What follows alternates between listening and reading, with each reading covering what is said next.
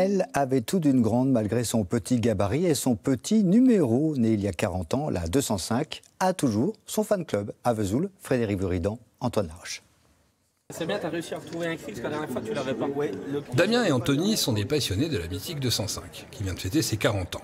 Bien plus que des collègues, ils travaillent tous les deux chez Stellantis à Vesoul. Ce sont des amis, fiers de ce sacré numéro.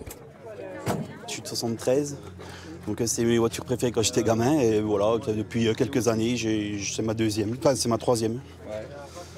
Et là j'en ai encore une autre à la maison en cours de rénovation. On a profité de cette journée pour pouvoir emmener les enfants et faire découvrir un peu ce qu'on faisait sur le site. Parce qu'il y a quelques secteurs qui sont ouverts, donc ça permettait de faire une pierre deux coups, d'exposer son véhicule et puis de pouvoir partager avec le fiston, quoi. Au cœur de l'usine, les 205 et d'autres voitures d'exception, le directeur du site a même eu le temps de déposer sa 205 sur le parking.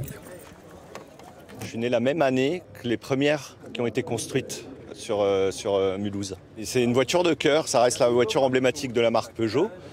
En 15 ans, ce sont plus de 5 millions de 205 qui sont sortis jusqu'en 1998 des usines de Sochaux et de Mulhouse.